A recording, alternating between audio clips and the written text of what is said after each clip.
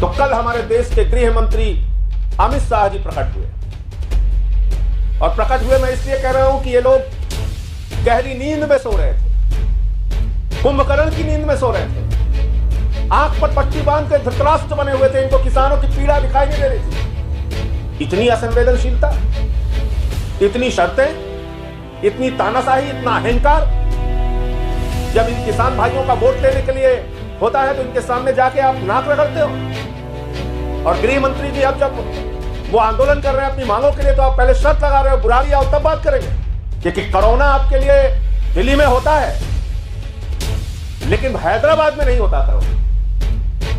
जहां पर देश के प्रधानमंत्री कोरोना की वैक्सीन देखने जा रहे हैं, आप हैदराबाद में जाके हजारों लोगों की वहां पे यात्रा कर रहे हैं, जुलूस निकाल रहे हैं, तब कोरोना नहीं आपके। किसान का बेटा सीमा पर शहीद हो रहा है, किसान आंदोलन में शहीद हो रहा है,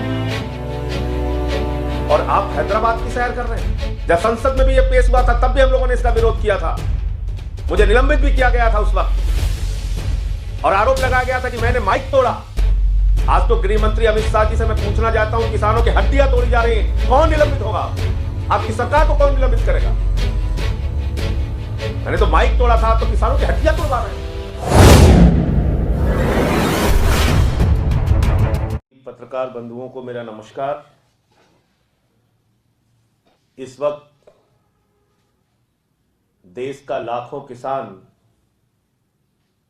आंदोलनरत है। पंजाब का, हरियाणा का, उत्तर प्रदेश का किसान लाखों की संख्या में दिल्ली की सीमा पर बैठा हुआ है और इस बात का इंतजार कर रहा है कि केंद्र की सरकार उनसे बातचीत करेगी, उनके समस्याओं का समाधान करेगी। एक काला कानून जो केंद्र सरकार के द्वारा जबरन पास किया गया है उसको वापस लेगी। उनका गुनाह यह है कि वो अपने फसल का दाम मांग रहे हैं, उनका गुनाह यह है कि वो अपने फसल का 1.5 गुना दाम मांग रहे हैं, उनका गुनाह यह है कि वो स्वामीनाथन आयोग की रिपोर्ट चाहते हैं कि लागू हो। और उनके साथ व्यवहार क्या कर रही है भाजपा की सरकार? भारतीय जनता पार्टी की सरकार उनके साथ आतंकवादियों जैसा व्यवहार कर रही है। उनको लाठियों से पीटा जा रहा है, उनके ऊपर आंसू गैस के गोले छोड़े जा रहे हैं, इस ठंड में उन पे पानी की बौछारें की जा रही हैं। बुजुर्ग हो, महिला हो, छोटे बच्चे हो, टारगेट करके उनको मारा जा रहा है। और उस किसान को आतंकवादी कहा जा रहा है जो किसान आंदोलन पर बैठा है और उसका बेटा सुखबीर सिंह देश की सीमा पर भारत माता के लिए शहीद हो जाता है। शहीद सुखबीर सिंह के पिता को, जो एक किसान है, जो इस आंदोलन में शामिल है, भारतीय जनता पार्टी आतंकवादी कहती है। शहीद आजम भगत सिंह के वंशजों को भारतीय जनता पार्टी आतंकवादी कहती है। शहीद उधम सिंह की वंशजों को भारतीय जनता पार्टी आतंकवादी कहती है। हिंदुस्तान की आजादी में मर मिटने वाले पंजाब के सिखों को अपमानित किया जा रहा है, आतंकवादी कह के उनके किसान आंदोलन को अपमानित किया जा रहा है। उनकी भावनाओं को लगातार अपने पैर से कुचलने का काम भारतीय जनता पार्टी कर रही है। और इतनी दुश्वारियां झेलने के बाद उनसे ऐसा व्यवहार किया गया कि जैसे वो दुश्मन देश के नागरिक हों, रास्ते कटवा दिए गए। इतनी दुश्वारियां झेलने के बाद जब वो लोग दिल्ली की सीमा पर पहुंच गए, तो कल हमारे देश के गृह मंत्री अमित शाह जी प्रकट हुए। और प्रकट हुए मैं इसलिए कह रहा हूं कि ये लोग गहरी नींद में सो रहे थे, कुंभकर्ण की नींद में सो रहे थे, आंख पर पट्टी बांध के धृतराष्ट्र बने हुए थे। इनको किसानों की पीड़ा दिखाई नहीं दे रही थी। कल वो प्रकट हुए, उन्होंने कहा आप बुराड़ी ग्राउंड में पहले आइए, तब हम आपसे बात करेंगे। इतनी असंवेदनशीलता, इतनी शर्तें, इतनी तानाशाही, इतना अहंकार। जब इन किसान भाइयों का वोट लेने के लिए होता है तो इनके सामने जाके आप नाक रगड़ते हो। और गृह मंत्री जी अब जब वो आंदोलन कर रहे हैं अपनी मांगों के लिए तो आप पहले शर्त लगा रहे हो बुराड़ी आओ तब बात करेंगे। आम आदमी पार्टी और आम आदमी पार्टी के नेता अरविंद केजरीवाल जी और हमारी सरकार पूरी तरह से किसानों के साथ खड़ी है, उनके आंदोलन में उनकी मांगों के साथ खड़ी है और दिल्ली में हम उनका स्वागत करते हैं।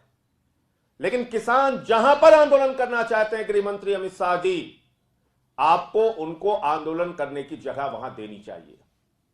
और ये कोरोना का बहाना मत बताइए। आप कोरोना का बहाना बताकर किसानों की जिंदगी के साथ जो खिलवाड़ आप लोगों ने किया है काला कानून पास करके, वो मत कीजिए आप।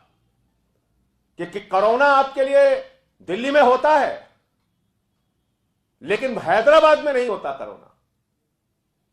जहां पर देश के प्रधानमंत्री कोरोना की वैक्सीन देखने जा रहे हैं, आप हैदराबाद में जाके हजारों लोगों की वहां पे यात्रा कर रहे हैं, जुलूस निकाल रहे हैं, तब कोरोना नहीं आपके लिए। और कैसे कोई देश का गृह मंत्री ऐसे समय में जब देश की राजधानी के इर्द गिर्द, देश की राजधानी की सीमा पर लाखों किसान इकट्ठा होकर आंदोलन करे, सरकार से गुहार लगाए, उनकी पीड़ा को सुने बगैर, उनकी समस्याओं को नजरअंदाज करके, उनको लाठियों से कुचलकर कैसे कोई गृह मंत्री निगम के चुनाव प्रचार में हैदराबाद की सैर करने जा सकता है?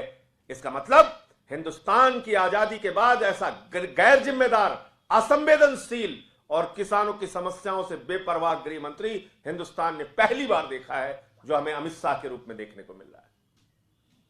आप में जरा सी भी संवेदना नहीं है। आज एक किसान की भी मौत हो गई, किसान का बेटा सीमा पर शहीद हो रहा है, किसान आंदोलन में शहीद हो रहा है, और आप हैदराबाद की सैर कर रहे हैं। आपके पास 10 मिनट का वक्त नहीं है किसानों से बातचीत करने के लिए, उनके संगठनों से बातचीत करने के लिए, उनकी समस्याएं सुनने के लिए, काला कानून वापस करने के लिए।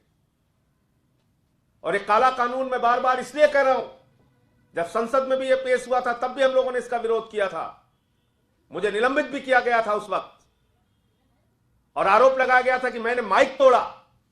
आज तो गृह मंत्री अमित शाह जी से मैं पूछना चाहता हूं, किसानों की हड्डियां तोड़ी जा रही हैं, कौन निलंबित होगा? आपकी सरकार को कौन निलंबित करेगा?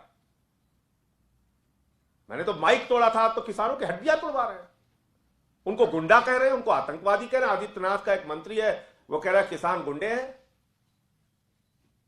आप कल्पना कर सकते हैं कैसे हैं ये लोग, जो अपने देश के अन्नदाता को आतंकवादी कहते हैं, जो अपने देश के अन्नदाता को गुंडा कहते हैं, जो शहीद आजम भगत सिंह और शहीद उधम सिंह के वंशजों को आतंकवादी कह के संबोधित करते हैं, उन लोगों को आतंकवादी कहते हैं जिनका बेटा देश की सीमा पर भारत माता की रक्षा करने के लिए शहीद हो रहा है।